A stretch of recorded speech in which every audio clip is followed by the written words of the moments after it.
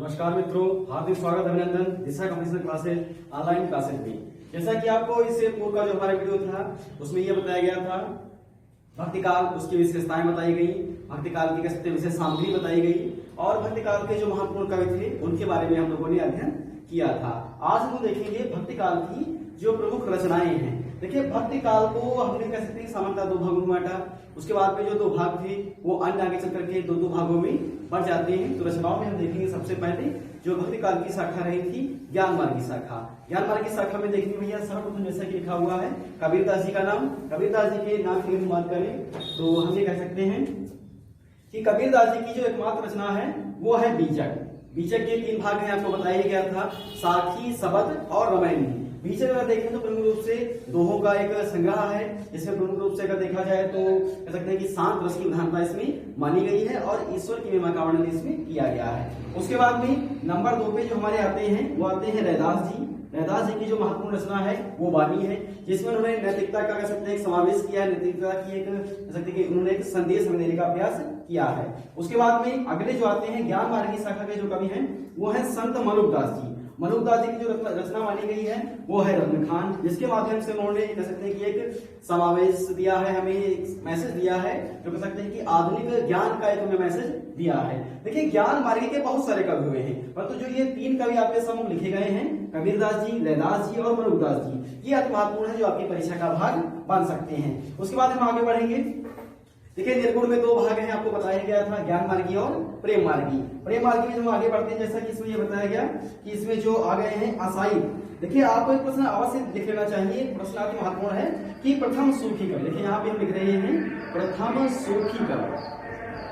हिंदी साहित्य के जो प्रथम सूफी कवि हैं वो कौन है? वो असाइत हैं और इनकी रचना है हंसावली, जिसमें प्रमुख रूप से अगर देखा जाए तो प्रेम मार्गी की प्रथम रचना भी मान ली गई है। उसके बाद में ध्यान रखना है अगले जो कवि आते हैं वो मुल्ला दाऊद जी हैं, इनकी रचना है चंदायन, बहुत बार परीक्षा में पूछी गई है। उसके बाद में अगले जो कवि माने गए हैं ये सूफी कवि हैं मंझन और इनकी रचना है मधुवाल्ती। देखिए, परीक्षा में जब प्रश्न का स्तर कनिष्ठ हो जाता है तो ये मिलाने को आ जाता है। इस प्रकार से प्रेम मार्गी जो कवि होंगे उनकी रचनाओं को कहेंगे आपस में मिला दीजिए। उसके बाद में अगले जो इसमें आ गए हैं वो कुतुबन जी हैं, इनकी रचना मृगावती है। आगे देखेंगे हम लोग कह सकते हैं कि जो प्रेम मार्गी के सबसे सर्वश्रेष्ठ कवि माने गए हैं वो है मलिक मोहम्मद जायसी जी। इनकी रचना पद्मावत इनकी प्रसिद्धि का बहुत ही बड़ा कह सकते हैं कि आधार बन गया है। इनकी संपूर्ण प्रसिद्धि पद्मावत पर ही टिकी हुई है। इसके साथ साथ अखरावट है, आखिरी कलाम है, इस प्रकार की इनकी महत्वपूर्ण रचनाएं जो है वो जायसी जी की समाहित इसमें की गई है। देखिए, पद्मावत बहुत महत्वपूर्ण रचना है, मसनवी शैली में लिखा गया है और इसकी जो बोली है कह सकते हैं इसकी जो भाषा है वो बोलचाल की अवधि मानी गई है। तो ये जो हमारे प्रमुख कवि हुए ध्यान रखेंगे ये इतने सूफी कवि हैं जो हम कह सकते हैं कि हम प्रेम मार्गी में सम्मिलित करते हैं। उसके बाद हम आगे बढ़ेंगे। आगे देखना है बच्चों इसमें जैसे सगुण शाखा की अगर हम बात करें तो सगुण शाखा में सबसे पहले हम लोग वर्णन करेंगे कृष्णाश्रयी का। कृष्णाश्रयी की अगर हम बात करें तो सामान्य रूप से इसमें सूरदास जी का नाम विशेष रूप से उल्लेखनीय माना गया है।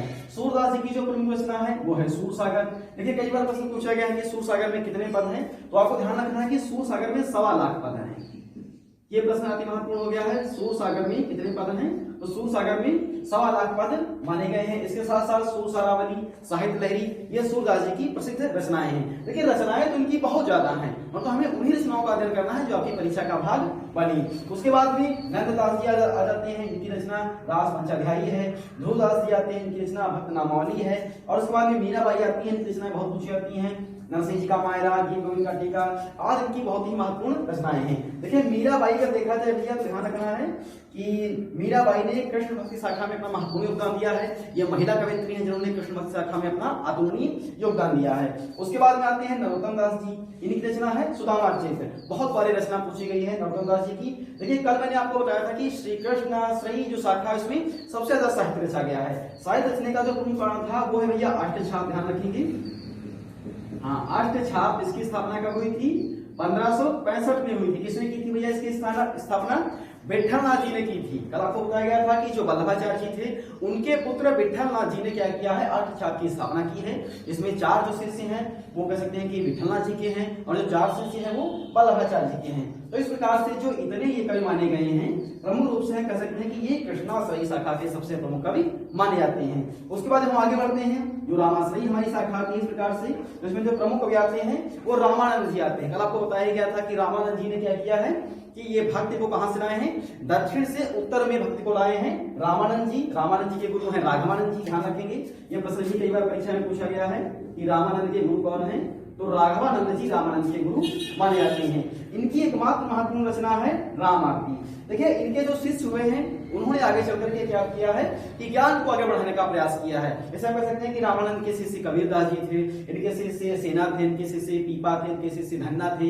इस प्रकार से इनके जो शिष्य हुए हैं कह सकते हैं कि निम्न वर्ग के व्यक्ति थे। उन्होंने क्या किया है, आगे ज्ञान को आगे बढ़ाने का प्रयास किया है और समाज में फैली हुई रूढ़ियों को दूर करने का प्रयास किया है। उसके बाद में आते हैं भैया रामचरितमानस, जो सर्वश्रेष्ठ रचना मानी जाती है।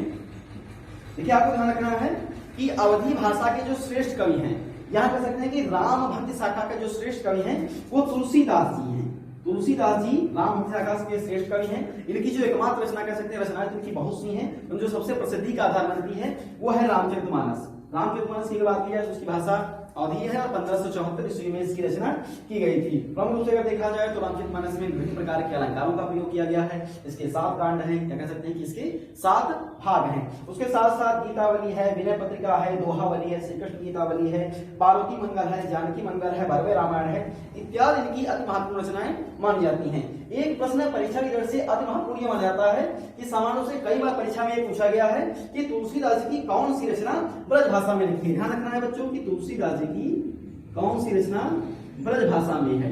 यह प्रश्न बहुत बार यूपीटीटी हो गया या सुपरटेट हो गया या एसआई हो गया, इस प्रकार की परीक्षाओं में कई बार पूछा गया है। तो आपको ध्यान रखना है कि जो विनय पत्रिका है, ध्यान रखना है आपको विनय पत्रिका, इसके साथ साथ जो दूसरी रचना इसमें बताई गई है श्री कृष्ण गीतावली, श्री कृष्ण गीतावली, ये जो रचनाएं रची गई हैं ये ब्रज भाषा में रची गई हैं। बाकी जो शेष रचनाएं यहाँ पर लिखी हुई हैं, जो 12 शेष रचनाएं लिखी हुई हैं, वो सब कह सकते हैं कि अवधी भाषा में रची गई हैं। इसके साथ साथ जब आगे बढ़ते हैं तो जो कह सकते हैं कि राम भक्ति शाखा में जो अन्य श्रेष्ठ के माने जाते हैं वो केशवदास जी हैं। केशवदास जी राम भक्ति शाखा के श्रेष्ठ माने जाते हैं और इनकी एक रचना है जो प्रसिद्धि का आधार बनती है, उसका नाम है रामचंद्रिका। देखिए केशवदास जी जो है वो आगे चल करके रीतिकाल में भी अपना सहयोग देते हैं।